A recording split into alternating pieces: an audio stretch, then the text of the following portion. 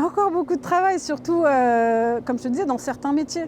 Je te dis, moi, quand je suis arrivée à l'attraction et que ne serait-ce que dans les toilettes des femmes, il n'y avait même pas de poubelle hygiénique, c'était une grosse poubelle ouverte à côté de la machine à café. Donc en fait, tu sortais, tu avais ton truc dans la main, obligé de le mettre dans la poubelle ouverte à tout le monde. Enfin, c'est pas grand-chose, hein, on parle de poubelle, c'est pas grand-chose, mais ça montre aussi l'investissement que tu mets pour que les femmes se sentent aussi à l'aise dans le monde du travail.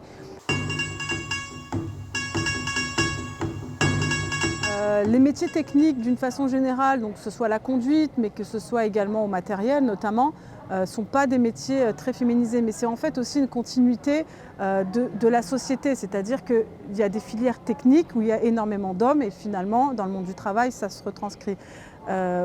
Mais c'est aussi à la SNCF de montrer l'exemple en adaptant les locaux aussi aux femmes, en adaptant les organisations du travail, notamment par exemple pour les femmes enceintes. Parce qu'aujourd'hui, dans certains métiers techniques, les adaptations au poste de travail pour les femmes enceintes, il n'y en a pas. Nous avons en fait plutôt fait un bilan de notre mandature du dernier accord égalité-mixité où Sudrail a été à l'initiative d'installation de distributeurs de protection hygiénique dans les toilettes des femmes, qui au début était une mesure locale, qui finalement a réussi à être étendue. Nous avons aussi réussi à le mettre à l'accord cadre, donc ce qui facilite aussi la mise en place dans certains établissements. On aimerait bien que cette mesure soit généralisée. Non, ce n'est pas le cas aujourd'hui. Dans certains établissements, si vous n'avez pas Sudrail qui pose une audience pour le demander, ce n'est pas mis en place. Ce n'est pas mis en place d'office.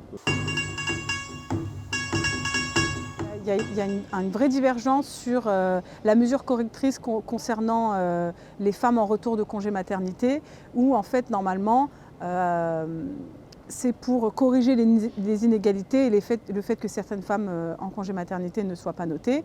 Et on a un vrai différence sur à quel moment les femmes peuvent prétendre à cette mesure.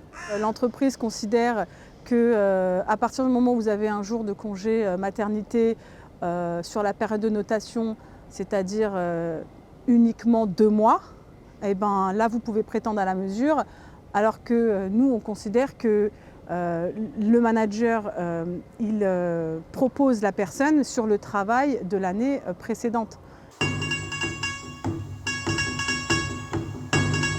Alors dans le tract on parle du nouvel accord égalité-mixité qui est en négociation.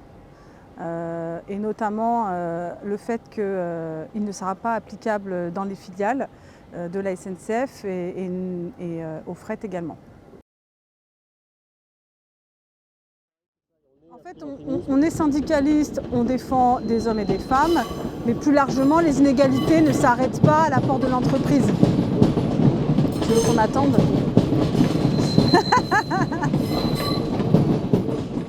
En fait, le féminisme, c'est un peu une suite logique. C'est-à-dire que les combats féministes ne s'arrêtent pas aux portes de l'entreprise, c'est une continuité. Donc, ça se traduit évidemment par des conditions de travail, mais qui, la plupart du temps, pour le cas des femmes, c'est particulier en fait. Par exemple, aujourd'hui, la grossesse, c'est les femmes. Donc, tout ce qui va être lié à la discrimination liée à la grossesse, eh ben, c'est les femmes. Et finalement, c'est aussi un combat féministe. C'est vraiment une continuité de la vie de tous les jours dans l'entreprise. Je pense que si on veut féminiser, il va aussi falloir passer par l'argent, par la non-perte de rémunération en fait, c'est surtout ça.